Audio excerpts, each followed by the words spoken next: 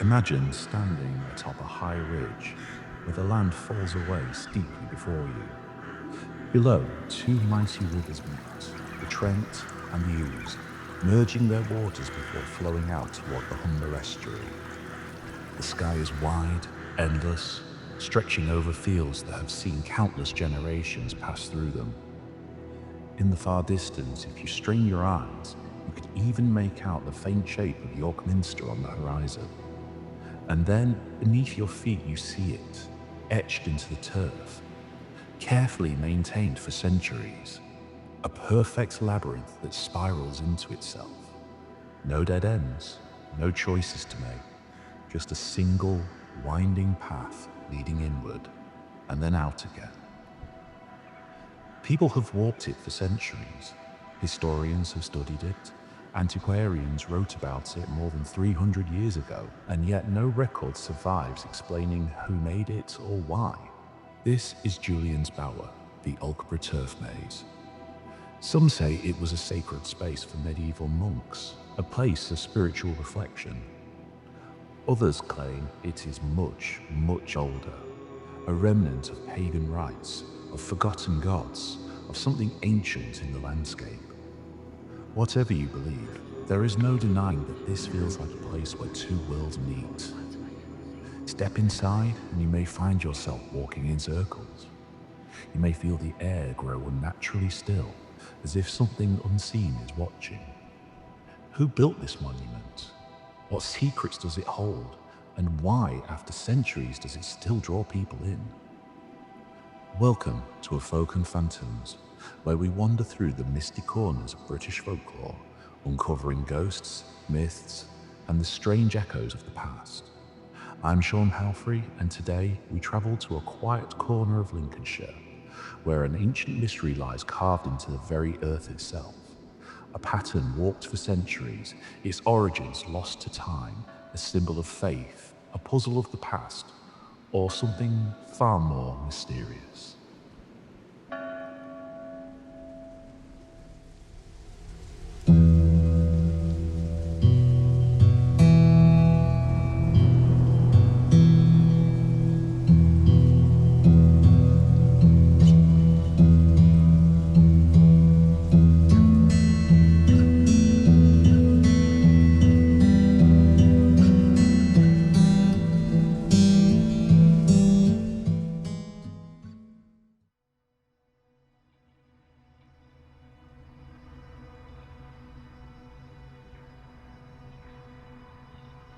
There is something about Julian Bower that is quite unsettling. Not because of ghosts or fairies, but because of what the historical record doesn't tell us. For centuries, Julian Bower has stood, its origins cloaked in mystery, and where history fails to provide answers, folklore often steps in. The first written description of the maze comes from the antiquarian Abraham de la Prime, who travelled through Lincolnshire in the year 1697. In his diary, he described what he found here as a most admirable labyrinth cut into the turf. A simple observation, but an important one, because Prim did not describe a newly made curiosity. He wrote about it as something already old, already part of the landscape. By the time he saw it, the maze had already lost its story. No record of who carved it, or explanation of why. Just the pattern in the earth, and the memory that it had always been there. In fact, Prim originally recorded it as Gillian's Boar. The name Gillian was used generically for women, symbolizing fertility. That makes sense, as mazes and labyrinths have been used in courtship rituals, perhaps suggesting its intended usage had already shifted over time. And that raises a strange possibility. If Julian's Bower was already ancient in 1697, then how long had people been walking this path before anyone thought to write it down? A century? 2? Perhaps even longer? Labyrinths such as the one at Alkborough have been linked with tradition going back to the fall of Troy. In fact, the name Julian's Bower is not unique to Alkborough. The name is thought to come from Julius, son of Aeneas of Troy, and the word burh, meaning a fortified place, fort, or castle. Many mazes and labyrinths in Britain were called Troy, or Troy Town, or the Walls of Troy, due to the legend that the walls of the city of Troy were constructed in such a complex and confusing way that an enemy who entered them would be unable to find his way out. In Norway, there is even a stone-lined labyrinth called Den Julianske Borg, Julian's Castle. A popular local legend has it that one of the knights who was responsible for the gruesome murder of St. Thomas Becket, the Archbishop of Canterbury in the 12th century, travelled to Alkborough and carved the labyrinth in the ground by the church as a form of penance for his grievous sin. Yet this is not recorded in any primary sources. However, there are clues in its design that hint at its potential purpose. This man-made feature in the ground is one of the last surviving examples of a tradition that stretches back centuries, but one that's baffled historians, folklorists, and archaeologists for generations. Some turf mazes in Britain, like those at Winchester and Saffron Walden, can be traced back to the medieval period, where they were linked to religious devotion. These labyrinths may have been used as a symbolic pilgrimage, a way for monks or penitents to walk a spiritual journey in miniature, reflecting on their sins before reaching the centre and symbolically finding salvation.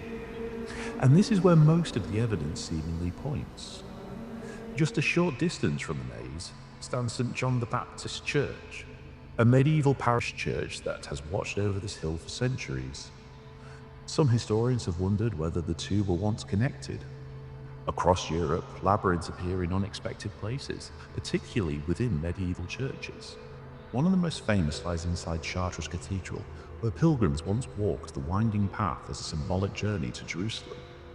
Here, Christians would walk the routes to the central point, known as Jerusalem, as a form of penance and show of devotion. A pilgrimage in miniature, a spiritual path traced beneath the feet. Could something similar have happened here?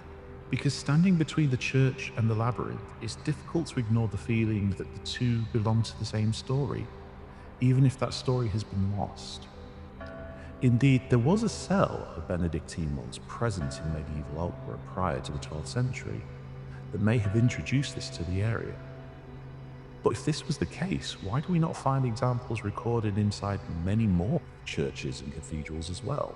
There is even speculation that the Alkborough Maze was once used in a Christian Easter ritual, where villagers would process through it in ceremonial reenactment of a holy pilgrimage. Perhaps Julian Bower served as a sacred purpose long before it became a site of folklore.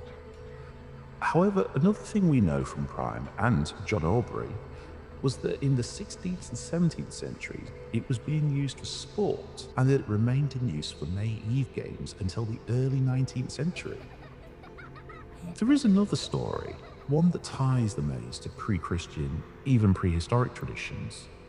The intricate spiraling pattern found in turf mazes bear a striking resemblance to the ancient symbols seen across Europe. The Grecian labyrinth, the famous design associated with the Minotaur of Greek myth, shares a near-identical pattern with Julian's Bower. Some believe these mazes were ritual sites used in ceremonies of initiation or transformation. Walking the labyrinth could have been a rite of passage, symbolizing the descent into darkness and the journey back into the light. Others suggest they were linked to fertility rituals or even astronomical alignments, their coils mirroring the cycles of the stars and the seasons. One thing is certain though, even after centuries, the monument holds its secrets, and those who walk its winding path today still feel the weight of history beneath their feet.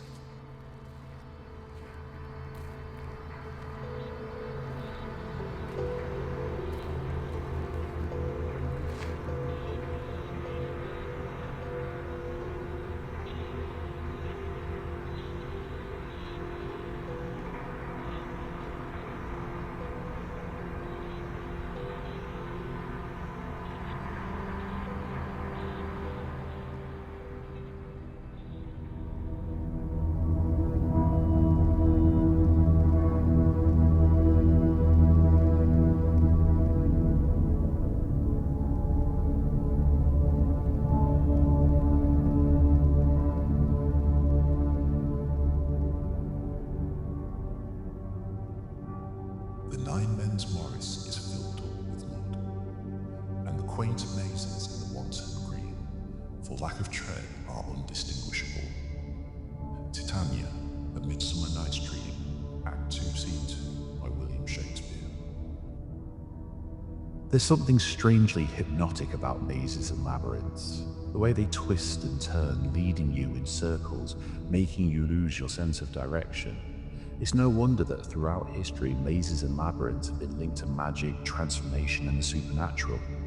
And Julian's Bower is no exception, because it does not sit in an ordinary location. Just beyond the hill lies Trent Falls, one of the most dramatic river junctions in England. Here, the waters of the River Trent meet the River Ouse before flowing out together into the vast Humber estuary, three great waterways converging in a single place. For thousands of years, such places have carried symbolic weight. In folklore and archaeology alike, river junctions are often seen as special places. Places where boundaries blur, where travelers arrive from different worlds, where journeys begin and sometimes end. It's difficult to say whether the builders of Julian's Bower chose this hill deliberately, but standing here, watching the rivers meet below, it's easy to understand why this place has always felt significant. High ground, waterways, pattern carved into the earth, all the ingredients of a place that invites meaning. In wider folklore, labyrinths like this appear in many places across Europe. And wherever they appear, stories tend to follow. I've already talked about the legendary lair of the Minotaur in Greek mythology, but across northern Europe, similar winding patterns were sometimes carved into stones or laid out along the coast. Sailors walked them before voyages, believing the twisting path might confuse storms or even trap wandering spirits. In fact, these labyrinths also bear a resemblance to apotropaic marks, also known as witch markings, that can be seen carved into sites across Britain, including churches. It's said that they were carved as a kind of spirit trap, a way to keep restless souls from wandering or to confound evil spirits. In medieval times, it was believed that spirits, demons, and even the devil himself could be caught in the loop and turns of such a pattern, trapped forever in its endless paths. Because of this, labyrinths often came to be seen as places of transition, spaces that symbolized a journey inward, a challenge, or a trial, before returning safely again. Whether for ritual, recreation, or reflection, the act of walking a labyrinth became a story in itself. There is another quiet mystery surrounding Julian's Bower, one that rarely appears in the legends. Because turf mazes are fragile things, they're not built of stone, and they have no walls, no foundations, just shallow trenches cut into the living ground. Left alone, an earthwork like this would disappear within a generation. Grass would grow, wind would smooth the earth, and the pattern would vanish. And yet Julian's Bower did not vanish. For centuries, people kept it alive. The lines were recut, the paths were cleared, the design carefully preserved, generation after generation. But here's the strange part. No record survives explaining why. No document ordering its maintenance, no instruction from church or crown, just the quiet evidence that people return here again and again to keep the pattern intact. A tradition carried forward through the centuries until it was, in fact, written down.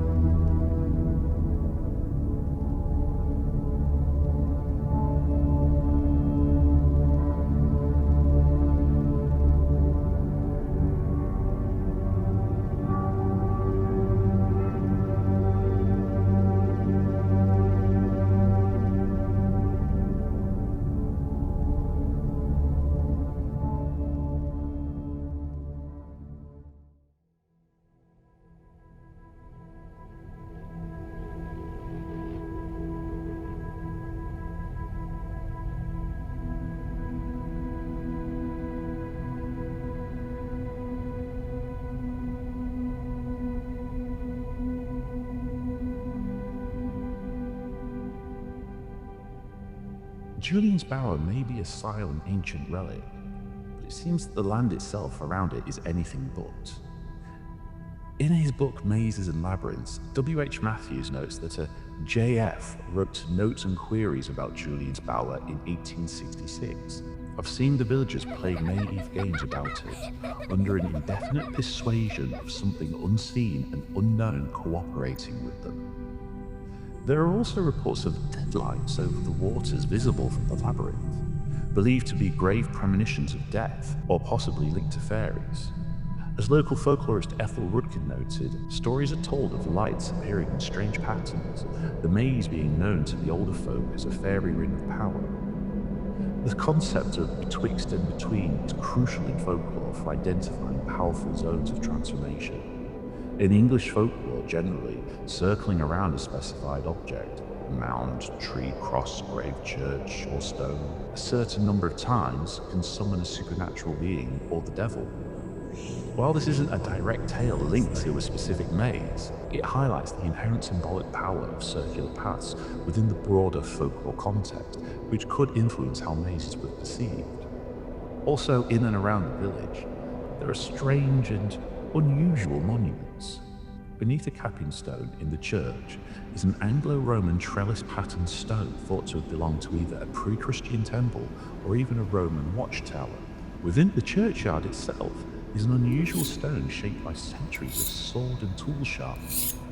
While round the corner, a retired sea captain built the 3-story tower house on Back Street in order to watch the waters of the rivers after his wife and child were drowned in the Humber.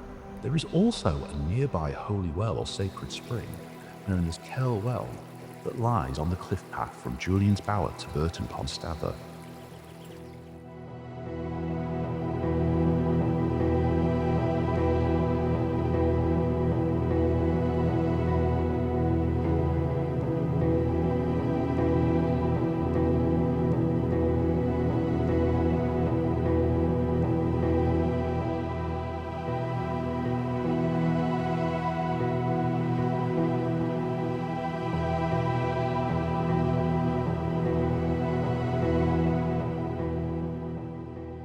Despite its ancient origins, Julian's Bower has never truly been forgotten.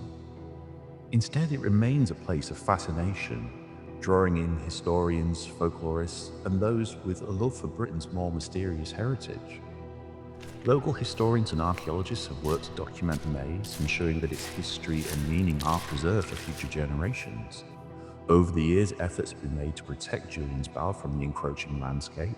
Grass cutting and careful maintenance ensure that the intricate design remains intact, preventing it from fading into the earth. But even with these measures, time and weather take their toll, and preservation remains an ongoing challenge. One of the greatest challenges is that Julian's Bower is a turf maze, meaning that it isn't built of stone or brick but carved directly into the earth. Unlike grand cathedrals or medieval fortresses, it doesn't have towering walls to safeguard it. Instead, it relies on the care and dedication of local volunteers, conservation groups, and heritage organisations. Thankfully, Julian's Bower has remained remarkably well preserved over the centuries, partly due to its location.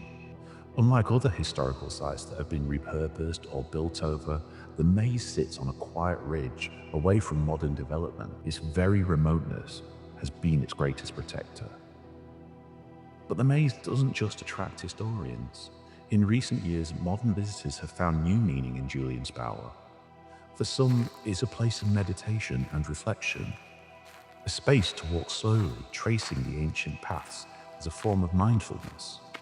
The idea of walking a maze as a spiritual or meditative practice dates back centuries, and today visitors come to Julian's Bower not just to admire its history, but to experience it in a deeply personal way. Julian's Bower also continues to inspire artists, writers, and storytellers. The image of the maze appears in books, folklore collections, and even modern creative works that explore its mystical reputation. The idea of the maze as a portal, a puzzle, or a remnant of some lost knowledge is a compelling one, fueling the imaginations of those who visit. And Julian's Bower is not alone. Across Britain, other ancient mazes have been carefully preserved, each with its own story to tell. These mazes, scattered across the landscape, remind us that history is not something just written in books. is carved into the very earth beneath our feet. And if people continue to visit, to wonder, and to walk these ancient paths, their stories will never truly fade.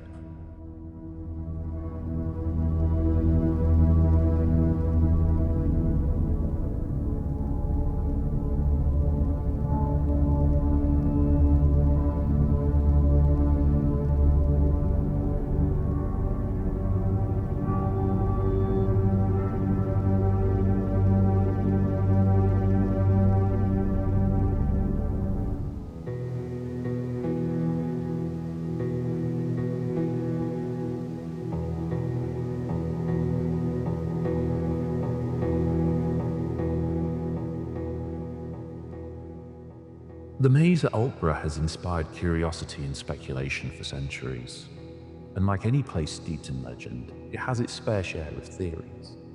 For those inclined towards the supernatural, Julian's Bower is more than just a relic of the past. It's a liminal space, a threshold between worlds where reality is thinner and something other lingers beneath the surface. The reports of so-called deadlights on the River Humber visible from Julian's Bower reinforce the idea of the landscape as a place of significance. These are described as small blue lights that would occasionally be seen darting around the waters. This phenomenon is considered a crisis manifestation, with many people believing that these glowing balls forecast the imminent drowning of local fishermen. And there appears to be a wider tradition of earthites and their geological associations.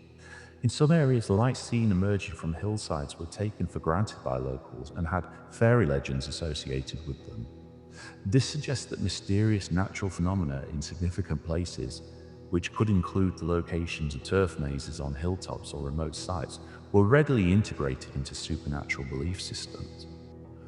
But of course, not everyone is convinced that Julian's Bower is charged with spiritual energy, imbued from centuries of penance and festivity. For instance, when we visit a place with a reputation for mystery, our minds are primed to notice things that might otherwise go ignored. The human brain is wired to seek patterns in the eerie stillness of the maze. Even the rustling of the wind could feel like a whisper from the past. The maze's circular design combined with the open landscape can create an illusion of displacement. Without clear reference points, a person walking the maze at twilight might experience mild spatial disorientation, making them feel momentarily lost, and it's simply a trick of the senses. There is also the argument that the maze's association with the Fae stems from later folklore rather than historical legends. While many ancient sites in Britain have become linked to fairy lore, historians point out that these stories were often attached centuries after the sites were created rather than being part of their original purpose. As for the deadlights, this may be due to a phenomenon known as will-o'-the-wisp. This is a hovering glowing light that is produced when gases from organic decay in wetlands, e.g. burning methane or phosphine, ignite. The tidal nature of the Humber and its often choppy surface would reflect those lights, causing them to look like they were moving. Also, low-frequency sound waves, known as infrasound, could be responsible. These sound waves, often caused by natural phenomena like wind passing through certain landscapes, are known to create feelings of unease, dizziness, and even visual hallucinations.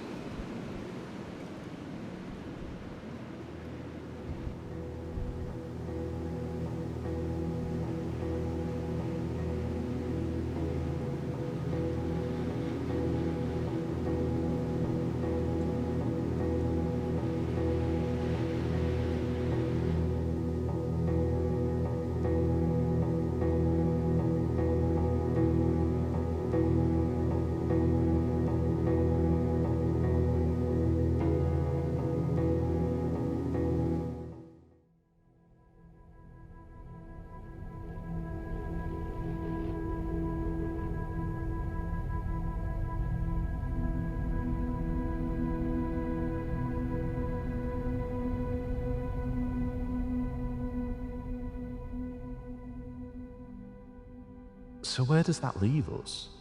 Is Julian's Bower a forgotten remnant of an ancient ritual? A place where supernatural forces still linger?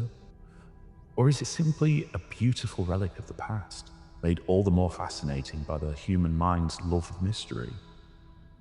Perhaps the answer lies somewhere between. Because whether you believe in the paranormal or not, one thing is for certain: there is something about Julian's Bower that calls to people generation after generation. A riddle carved into the earth, waiting to be walked, to be questioned, to be understood, or never understood at all. Before we leave Julian's Bower, there is one final detail worth noting. It's not a ghost story, not a legend, just a small observation about the labyrinth itself. The design of Julian's Bower follows a very particular pattern, one known to scholars as the classical labyrinth, a design that appeared again and again across Europe in ancient carvings on Roman mosaics, even etched into prehistoric rock. The same winding path, the same turning loops, the same slow spiral toward the center. And this pattern almost always shares the same number: 7. 7 circuits winding inward, 7 paths turning back upon themselves, 7 stages before the center is reached. The maze at Julian's Bower follows that same ancient design: 7 turns, 7 passages, 7 steps closer to the heart of the labyrinth. Now, on its own, that number might mean nothing, but the number 7 has carried symbolic weight for thousands of years.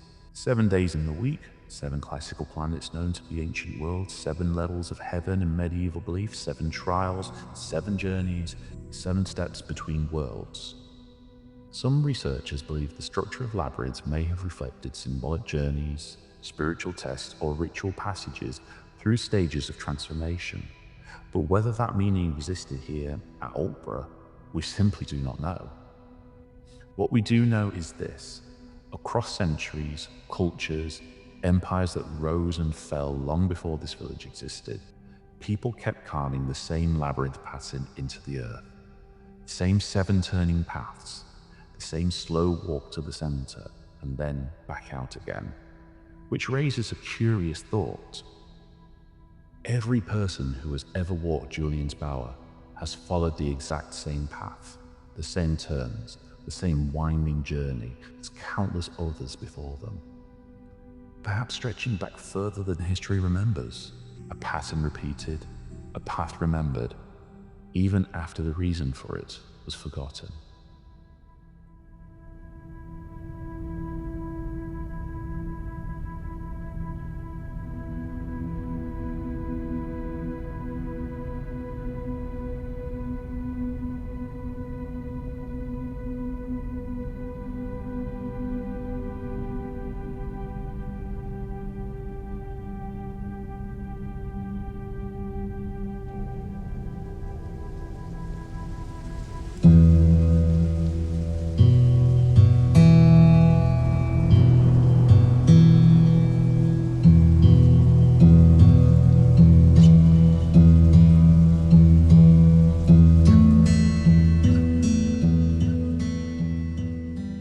Thank you for joining me on this journey into the strange and spectral.